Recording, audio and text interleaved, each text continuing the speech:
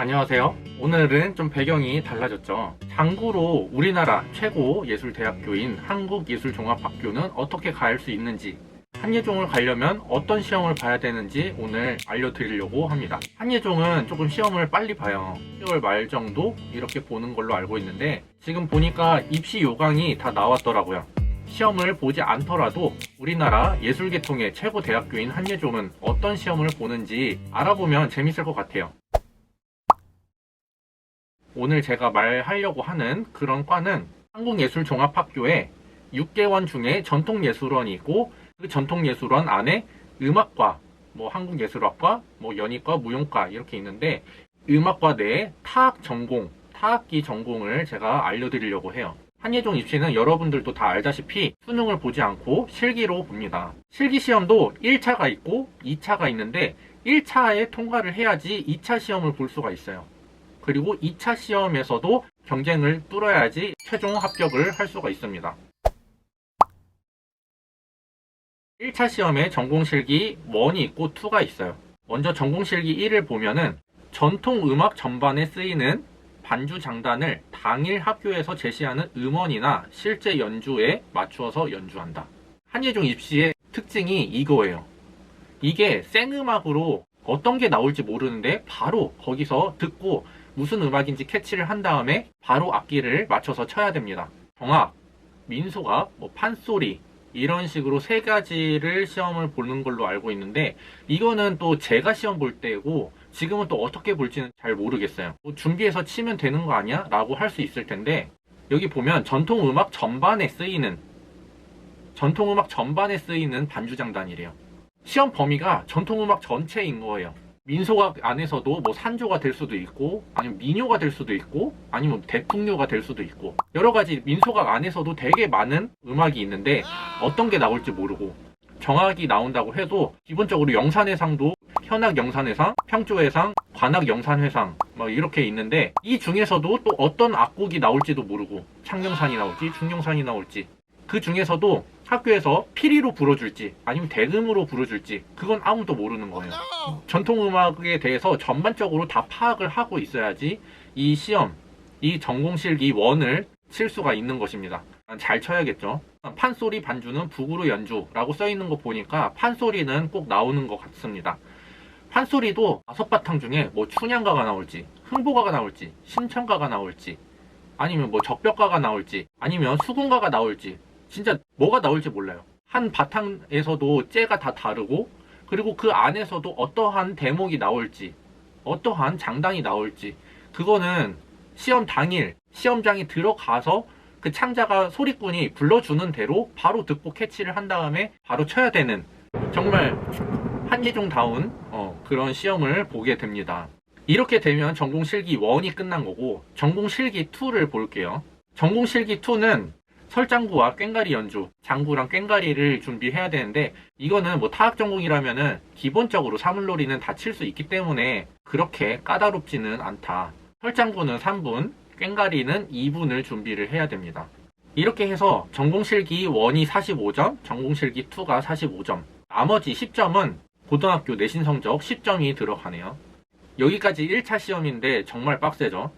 1차 시험에 통과가 됐다, 그럼 2차 시험을 봐야 됩니다.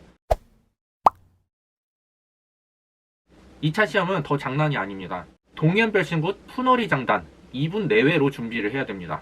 제가 예전부터 타악 전공을 하는 사람들한테는 꼭 동연별신굿을 해야 된다고 꼭 그렇게 말하고 다녔는데, 이제 동연별신굿이 이제 입시곡으로 나오기 시작하는 것 같습니다.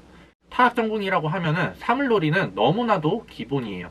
근데 이제는 무속장단, 경기도당굿이나 특히 동연별신굿은 정말 이제 기본적으로 다 배워야 되는 그런 장르라고 생각을 합니다. 동연별신굿 장단이 까다로운 이유가 뭐냐면은, 일단 궁편 타법이 조금 많이 달라요.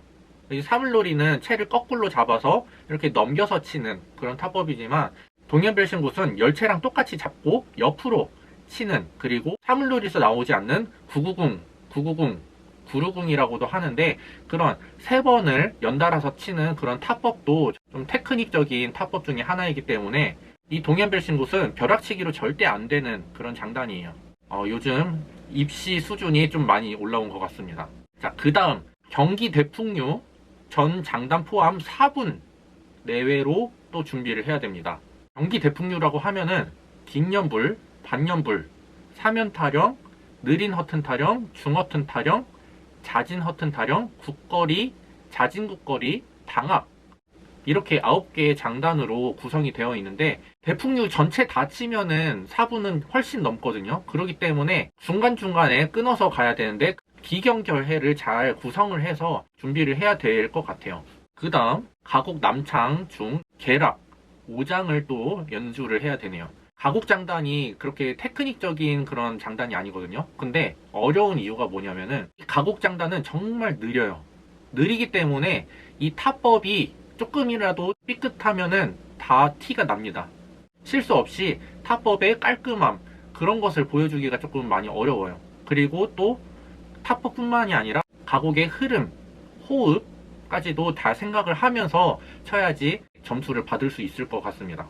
그래서 동현별신곡 같은 경우는 타법과 그리고 장단을 어떻게 좀 즉흥적으로 잘 풀어 나가는지, 물론 입시에서 즉흥적으로 치기는 어렵겠지만 아마 다 짜올 거예요. 근데 동현별신곡은 그런 장단의 테크닉, 그런 것을 보는 거고, 경기 대풍류 장단은 우리나라 민소각 장단을 얼마나 맛있게 잘 치느냐, 그리고 가곡, 남창, 계락, 오장 같은 경우는 이제 정학 장단의 호흡이라든지 타법이라든지 그런 기본기를 보기 위해서 입시곡에 넣은 것 같아요.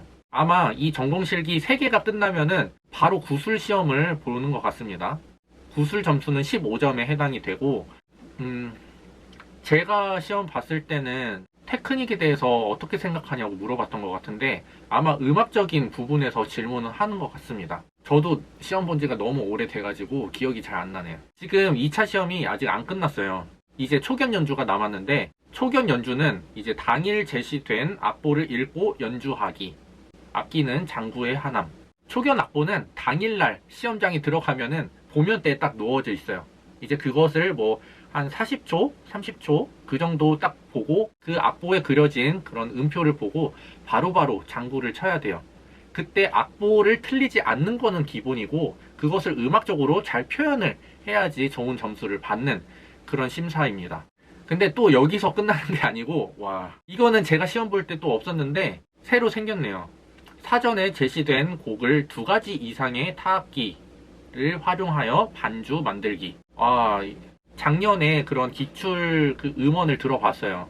그냥 앰비언트 음악에 내가 알아서 작곡을 하는 거예요. 거의 3분 정도 되는데 타악기로 그 음악과 잘 어우러지게. 어떻게 보면은 좀 음악적인 센스를 보는 것 같아요.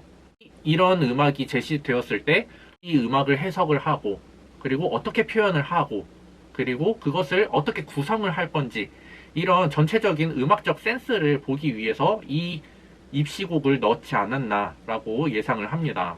와, 제가 봐도 한예종 입시는 진짜 미쳤습니다. 와, 1년에 딱 2명 뽑는데 정말 만약에 제가 지금 시험을 본다고 해도 자신이 없네요. 다른 학교에 비해서 입시곡이 정말 빡세요. 그렇기 때문에 오히려 지레 겁먹고 시험을 안 보는 학생들이 좀 더 많은 것 같아요. 음악을 마스터해야지 입학을 하는 그런 전공인 것 같습니다. 지금까지 장구로 한예종 가는 법에 대해서 알려드렸는데 정말 빡세죠. 학교 입시도 정말로 수준이 많이 높아졌습니다. 그럼 오늘 한예종 입시에 대해서 알려드렸고, 그럼 오늘 여기까지. 안녕.